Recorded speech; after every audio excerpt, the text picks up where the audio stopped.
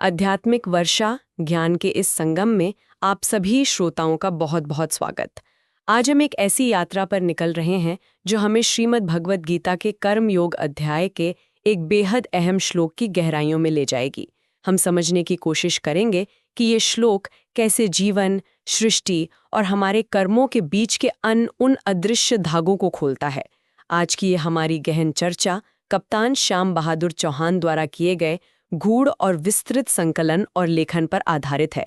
हमारा मकसद है गीता के अध्याय 3 श्लोक 14 के जरिए ये महसूस करना कि हमारे छोटे बड़े कर्म जाने अनजाने कैसे इस ब्रह्मांड के ताने बाने से, मानव कल्याण से और हाँ, हमारे रोजमर्रा के जीवन से जुड़े हैं।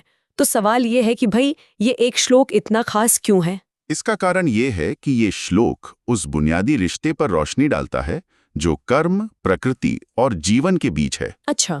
एक ऐसा रिश्ता जिसे हम अपनी भागदौड़ भरी जिंदगी में अक्सर नजरअंदाज कर देते हैं या देख नहीं पाते। हाँ, ये तो होता है। तो आज की बातचीत में हम इस श्लोक के शब्दों के अर्थ में उतरेंगे, फिर देखेंगे कि अलग अलग महान चिंतकों ने इसे किस नजरिए से देखा है, उसे समझेंगे और ये भी जानेंगे कि इस प्राचीन ज्ञान की आज के आधुनिक युग में क्या प्रासंगिकता है। जी हाँ, बिल्कुल।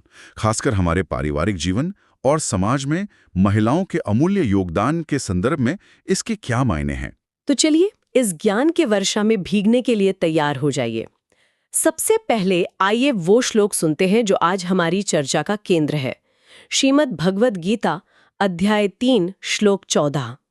अन्नाद भवन्ति भूतानि पर्जन्यादन्न संभवः यज्ञाद भवति पर्जन्यो यज्ञः कर्म समुद्भवः। कितना सुंदर और गहरा श्लोक है। अगर हम इसके शब्दों के अर्थ को परत दर परत खोलें ना, तो इसका भाव और भी साफ होकर सामने आता है। हाँ, बताइए जरा। देखिए, अन्नात मतलब अन्न से, भवंती यानी उत्पन्न होते हैं या जीते हैं, भूतानी यानी सारे प्राणी, सभी जीव। तो पहली पंक्ति का अर्थ हुआ सभी प्राणी अन्न पर निर्भर हैं, अन्न से ही उनका जीवन है। ठीक है। फिर है पर्जन्यात यानी वर्षा से, बादलों से, अन्न संभव अन्न की उत्पत्ति, अन्न का पैदा होना। अच्छा। तो दूसरी पंक्ति कहती है अन्न वर्षा पर निर्भर है। सही। इसके बाद यज्ञात यज्ञ से, भवति होता है, पर्जन्य वर्षा मतलब वर्षा यज्ञ से होती है। यज्ञ से, ये थोड़ा समझना होगा। हाँ, इस पर आएंगे। और आखिर में यज्ञ यानी यज्ञ, ये यज्ञ कैसा है? ये कर्म समुद्भव है, यानी कर्म से उत्पन्न होता है, कर्म ही इसका मूल है। अच्छा, तो अगर इन कड़ियों को हम जोड़ें तो एक पूरा चक्र दिखता है। मतलब कर्म से यज्ञ हुआ, हाँ, यज्ञ से वर्षा हुई, बिल्कुल, वर्षा से अन्न उपजा जी, और अन्न से ही सभी प्राणियों का जीवन चला। कर्म, यज्ञ, वर्षा, अन्न, प्राणी। अरे वाह, ये तो एक लगातार चलने वाला, जीवन देने वाला चक्र है। ऐसा लगता है जैसे प्रकृति का पूरा संगीत इसी धुन पर चल रहा है। आपने बिल्कुल सही पकड़ा। ये एक शाश्वत चक्र है, सृष्टि की शुरुआत से चल रहा है और इसी पर जीवन टिका है। लेकिन ये जानना भी दिलचस्प है कि भगवान कृष्ण ये बात किस संदर्भ में कह रहे हैं। हाँ, क्या प्रसंग था इसका? ये श्लोक दरअसल कुरुक्षेत्र के मैदान में खड़े अर्जुन के एक बड़े जरूरी सवाल का जवाब है। वो मोह और भ्रम में थे। अर्जुन दुविधा में थे। उन्हें लग रहा था कि ज्ञान मार्ग कर्म मार्ग से बेहतर है। तो फिर भगवान उन्हें इस भयानक युद्ध जैसे कर्म में क्यों धकेल रहे हैं? सही बात है, ये सवाल तो मन में आता है।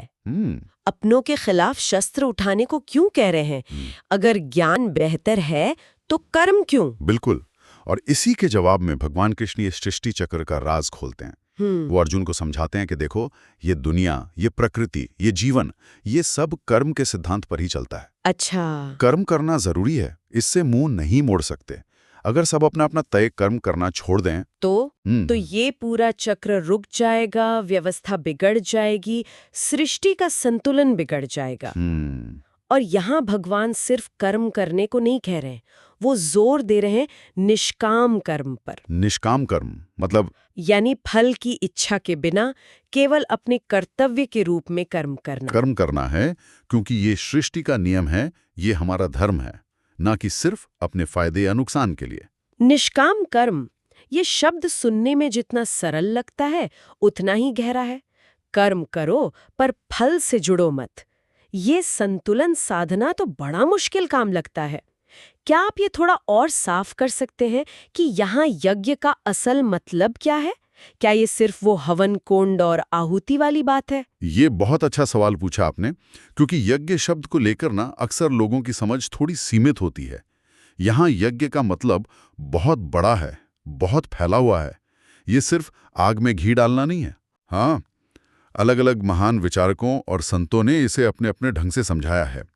जब हम उनके विचारों को देखते हैं तो यज्ञ का असली विराट रूप समझ में आता है। हाँ, ये जानना तो वाकई दिलचस्प होगा कि अलग-अलग ज्ञानी जनों ने इस एक ही श्लोक को कैसे अपनी अपनी नजर से देखा और समझाया है। बिल्कुल। अगर हम कुछ मुख्य व्याख्याओं को देखें तो जैसे आदि शंकराचार्य जी, हाँ, वो यज्ञ को देवताओं के लिए किए जाने वाले कर्म या अपने तय कर्तव्यों के पालन के रूप में देखते हैं। अच्छा, कर्तव्य पालन। हाँ, उनके हिसाब से प्रकृति के नियम देवताओं ने बनाए हैं। जब हम प्रकृति के नियमों का आदर करते हुए बिना स्वार्थ के समाज और प्रकृति के प्रति अपना कर्तव्य निभाते हैं, वही यज्ञ है। और जब इंसान बहुत ज्यादा स्वार्थी होकर प्रकृति का शोषण करता है तो वो इस यज्ञ चक्र को तोड़ता है। नतीजा असंतुलन। ठीक है। और फिर आते हैं संत ज्ञानेश्वर महाराज जी। अपनी ज्ञानेश्वरी में वो इसे और भी सुंदर भावनात्मक रूप देते हैं। वो कहते हैं कि ये पूरा सृष्टि चक्र असल में प्रेम और कृतज्ञता का चक्र है। प्रेम और कृतज्ञता का कैसे? सोचिए जरा, सूरज बिना कुछ मांगे रोशनी और गर्मी देता है, बादल बिना किसी स्वार्थ के बरसते हैं, धरती बिना मांगे हमें अन्न देती है। ये उनका लगातार चलने वाला यज्ञ है। सही बात है। तो फिर इंसान का यज्ञ क्या है? ज्ञानेश्वर जी कहते हैं, इंसान का यज्ञ है इस देन के प्रति शुक्रगुजार होना और उसी निस्वार्थ भाव से अपना कर्म करते हुए इस चक्र को बनाए रखने में मदद करना। वाह, बहुत खूबसूरत सोच है ये। और देखिए, स्वामी विवेकानंद जी, उन्होंने यज्ञ को आज के संदर्भ में समझाया, समाज के लिए किया गया बलिदान और सेवा। आज के संदर्भ में? हाँ, वो कहते थे कि आज हम जिस सभ्यता, ज्ञान, सुविधाओं का फायदा उठा रहे हैं, वो हमारे पूर्वजों के त्याग और बलिदान का फल है। उन्होंने आने वाली पीढ़ियों के लिए अपना जीवन यज्ञ की तरह दिया। इसलिए हमारा भी कर्तव्य है कि हम आने वाली पीढ़ियों के लिए कुछ अच्छा करें, समाज की भलाई के लिए काम करें। आज के युग का यही सबसे बड़ा यज्ञ है, सेल्फलेस सर्विस, यानी निस्वार्थ सेवा। समाज सेवा ही यज्ञ है। और अगर हम स्वामी अडंगानंद जी महाराज की व्याख्या देखें तो उन्होंने इसे बहुत ही सरल और प्रैक्टिकल रूप दिया है। उनके अनुसार यज्ञ का सीधा सा मतलब है दूसरों की भलाई के लिए, परोपकार के लिए किया गया कोई भी काम। कोई भी काम। हाँ, जब आप अपना कोई भी काम, चाहे वो कितना भी छोटा लगे, पूरी ईमानदारी, निष्ठा और लोक कल्याण की भावना से करते हैं, तो वो अपने आप यज्ञ बन जाता है। आपका अच्छा व्यवहार, आपकी सच्चाई, आपकी सेवा, ये सब यज्ञ है। ये समाज में पॉजिटिव एनर्जी फैलाता है। अद्भुत। मतलब एक ही श्लोक और इतने अलग अलग, इतने गहरे पहलू। शंकराचार्य का कर्तव्य बोध, ज्ञानेश्वर का प्रेम और आभार, विवेकानंद का सामाजिक दायित्व और अडंगानंद जी की वो व्यवहारिक सरलता। ऐसा लगता है जैसे ये सारी व्याख्याएं एक ही सच्चाई की तरफ इशारा कर रही हैं। कर्म को बिना स्वार्थ के करना ही यज्ञ है और यही जीवन का आधार है। लेकिन अब सवाल ये है कि इस हजारों साल पुरानी बुद्धिमती का आज की हमारी इस तेज रफ्तार, तनाव भरी और अक्सर मैं वाली जिंदगी में क्या मतलब है? ये आज कैसे प्रासंगिक है? मुझे तो लगता है कि इसकी प्रासंगिकता आज पहले से कहीं ज्यादा है। जिस तरह की चुनौतियों का हम आज सामना कर रहे हैं, चाहे वो मानसिक हों, सामाजिक हों या पर्यावरण से जुड़ी हों, ये श्लोक उन सब का हल सुझाता है। अच्छा, कैसे? देखिए, मानसिक स्तर पर आजकल काम का तनाव, जीवन में मकसद की कमी, ये सब आम बातें हैं। हाँ, ये तो है। जब हम अपने रोज के काम को, चाहे वो ऑफिस का हो, घर का हो या कोई और जिम्मेदारी, उसे सिर्फ एक बोझ या मजबूरी ना समझकर एक यज्ञ के रूप में देखें, तो हमारे देखने का नजरिया ही बदल जाता है। उस काम में एक पवित्रता, एक मकसद जुड़ जाता है। अच्छा। इससे ना सिर्फ काम की क्वालिटी सुधरती है, बल्कि कंसंट्रेशन बढ़ता है और एक अंदरूनी सुकून मिलता है। ये नजरिया कर्मयोग का निचोड़ है और ये तनाव कम करने का एक बहुत शक्तिशाली तरीका है। सोचिए, अगर हर कोई अपने काम को यज्ञ समझे तो वर्क प्लेस कितने पॉजिटिव बन जाएंगे। ये तो हुई मानसिक बात। और सामाजिक स्तर पर? सामाजिक स्तर पर देखिए, आज दुनिया दो बड़े संकटों से जूझ रही है। एक तरफ अनाज की भयानक बर्बादी और भूखमरी, हाँ, दूसरी तरफ पर्यावरण का विनाश और क्लाइमेट चेंज। बिल्कुल। ये श्लोक हमें सीधे सीधे याद दिलाता है कि हमारा वजूद अन्न पर निर्भर है, अन्न बारिश पर, और बारिश प्रकृति के संतुलन और हमारे यज्ञ यानी कर्म पर। जब हम पानी बर्बाद करते हैं, पेड़ काटते हैं, प्रदूषण फैलाते हैं, तो हम सीधे सीधे उस यज्ञ चक्र को तोड़ रहे होते हैं जो हमें जीवन देता है। सही बात है। इसलिए आज के समय में पेड़ लगाना, पानी बचाना, प्लास्टिक कम इस्तेमाल करना, अन्न का सम्मान करना, ये सब आज के जरूरी सामाजिक यज्ञ हैं। ये हमें हमारी जिम्मेदारी का एहसास कराता है। और आध्यात्मिक स्तर पर इसका क्या मतलब है? आध्यात्मिक स्तर पर ये श्लोक हमें अहम यानी मैं के भाव से ऊपर उठने में मदद करता है। ये हमें दिखाता है कि हम अकेले नहीं हैं, अलग थलग नहीं हैं। हमारी जिंदगी दूसरों पर, प्रकृति पर, इस पूरे ब्रह्मांडीय चक्र पर निर्भर है। किसान के कर्म पर हमारा भोजन निर्भर है, बादलों की मेहरबानी पर किसान निर्भर है, और ये सब कहीं ना कहीं हमारे सामूहिक कर्मों से जुड़ा है। अच्छा। जब ये आपसी निर्भरता की गहरी समझ आती है तो मैं का भाव कमजोर पड़ता है और हम की भावना, एक होने की भावना जागती है। यही तो सच्ची आध्यात्मिकता है, खुद को इस विशाल सृष्टि का एक अटूट हिस्सा समझना। ये वाकई बहुत गहरा है, खासतौर पे युवाओं के लिए जो अक्सर अपनी जिंदगी का मकसद या दिशा ढूंढते रहते हैं। उनके लिए तो इसमें एक बहुत बड़ा संदेश छिपा है। आजकल की पीढ़ी के सामने इतने सारे विकल्प हैं, इतनी उम्मीदें हैं कि उनमें खो जाना बहुत आसान है। निश्चित रूप से युवाओं के लिए ये श्लोक एक गाइड की तरह काम कर सकता है।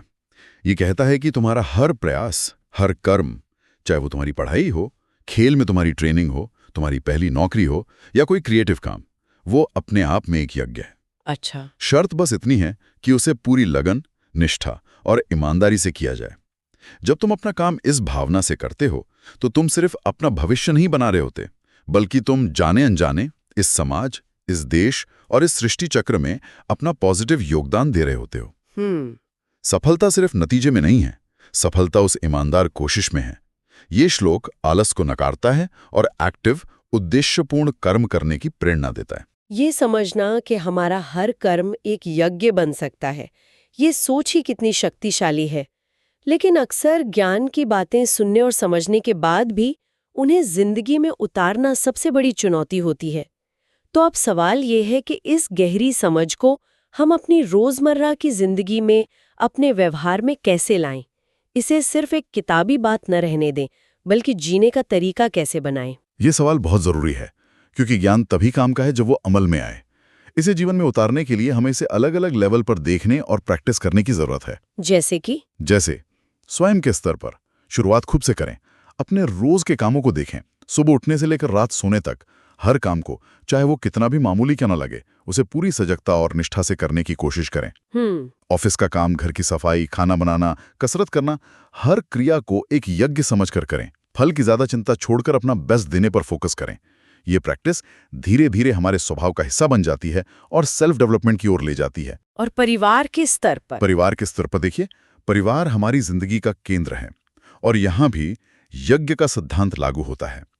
माता पिता का बच्चों के लिए निस्वार्थ त्याग, उनकी परवरिश में उनका समर्पण, ये एक महान यज्ञ है। बिल्कुल। उसी तरह बच्चों का माता पिता के प्रति आदर और सेवा, भाई बहनों का आपसी प्यार और सहयोग, ये सब मिलकर एक पारिवारिक यज्ञ बनाते हैं। अच्छा। जब परिवार का हर सदस्य अपनी भूमिका को कर्तव्य भाव से, प्रेम और सम्मान के साथ निभाता है, तो वो यज्ञ परिवार को जोड़ता है, उसे मजबूत बनाता है और घर में शांति और खुशी लाता है। और देश और दुनिया के लिए? देश और विश्व के स्तर पर अगर देखें तो ये श्लोक असल में सस्टेनेबल डेवलपमेंट के मॉडर्न सिद्धांत का प्राचीन भारतीय दर्शन है। अच्छा, ये कैसे? ये हमें सिखाता है कि हमें प्रकृति और समाज से सिर्फ लेना ही नहीं है, बल्कि शुक्रगुजारी के साथ उसे वापस भी देना है।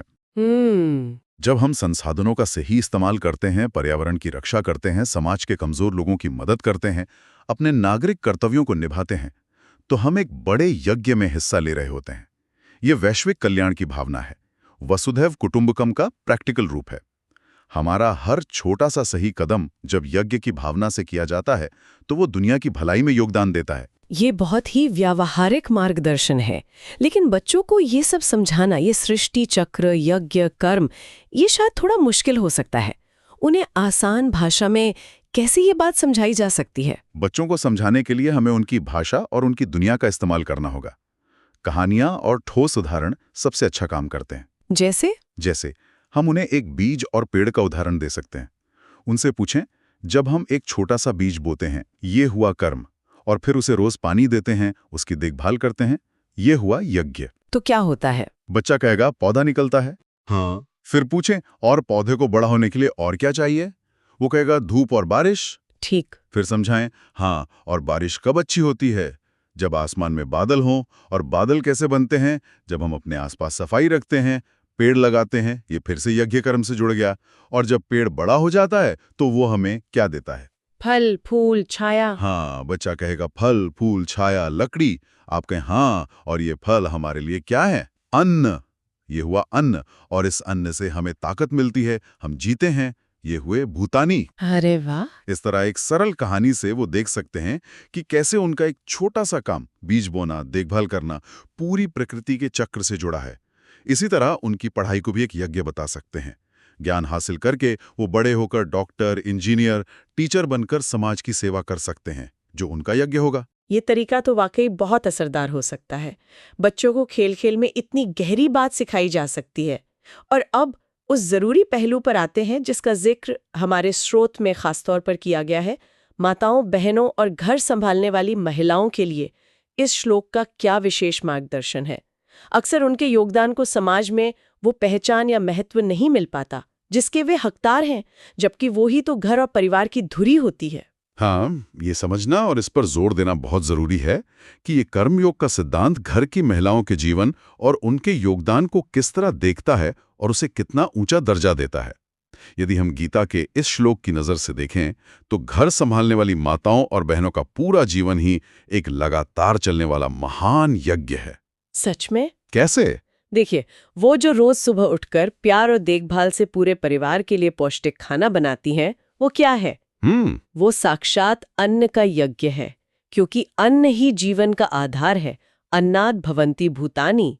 वे इस यज्ञ की मुख्य यजमान हैं। सही कहा। परिवार के लोगों के लिए उनका जो निस्वार्थ प्यार, सेवा, देखभाल और समर्पण है, वो उस पर्जन्य यानी जीवन देने वाली बारिश की तरह है। अच्छा। जो परिवार रूपी बाग को सींचती है, उसे हरा भरा रखती है, उसे पोषण देती है। पर्जन्यादन्न संभवः।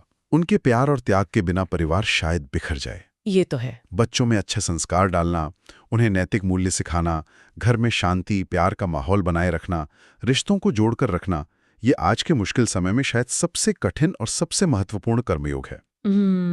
ये वो यज्ञ है जो समाज की नींव को मजबूत करता है। यज्ञात भवति पर्जन्यः। बिल्कुल। और ये सब वे अक्सर बिना किसी तारीफ या पहचान की उम्मीद के चुपचाप करती रहती हैं।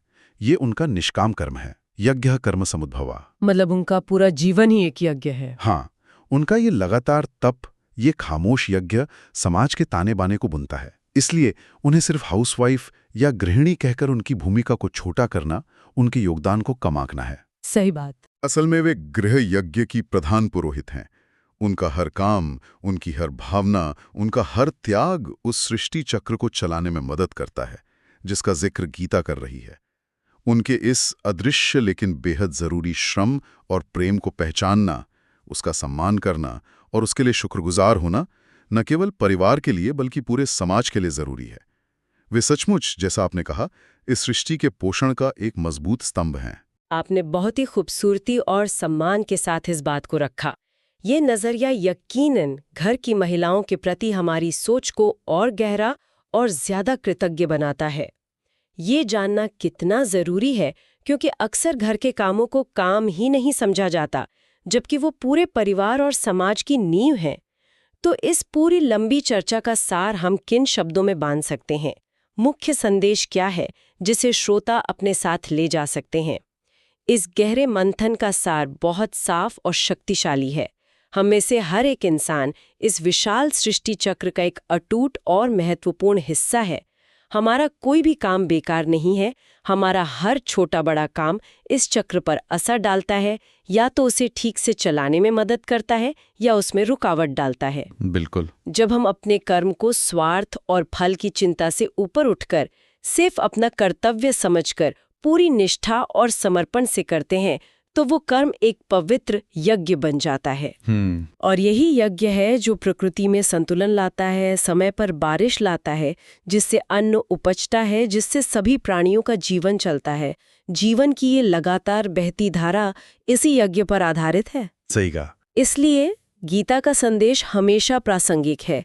कर्म करो, फल की इच्छा छोड़कर अपने हिस्से का कर्तव्य पूरी ईमानदारी से निभाते चलो, क्योंकि यही तुम्हारा धर्म है, यही तुम्हारा यज्ञ है और यही जीवन को सार्थकता देने वाला सत्य है। और इस पूरी चर्चा से एक विचार, एक सोचने का बिंदु साथ लेके जाया जा सकता है। जरा सोचिए, अगर हम अपने रोजमर्रा के सबसे आम, सबसे साधारण लगने वाले कामों को भी, जैसे सुबह वक्त पे उठना, अपना बिस्तर ठीक करना, मुस्कुराकर किसी से बात करना, अपना काम ईमानदारी से पूरा करना, किसी जरूरतमंद की छोटी सी मदद करना, अगर इन सब को भी हम यज्ञ की भावना से, एक पवित्र कर्तव्य की भावना से देखने लगें, तो क्या इससे हमारे जीवन जीने के तरीके में, दुनिया को देखने के हमारे नजरिए में और दूसरों के साथ हमारे रिश्तों में कोई गहरा बदलाव आ सकता है? सोचने वाली बात है।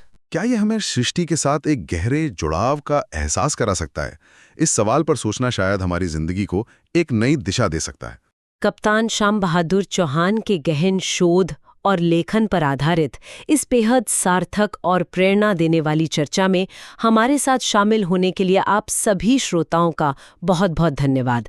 हमें उम्मीद है कि आध्यात्मिक वर्षा की इन बूंदों ने आपके मन को छुआ होगा और आपको अपने कर्मों को एक नई दृष्टि से देखने की प्रेरणा मिली होगी। जय श्री कृष्ण।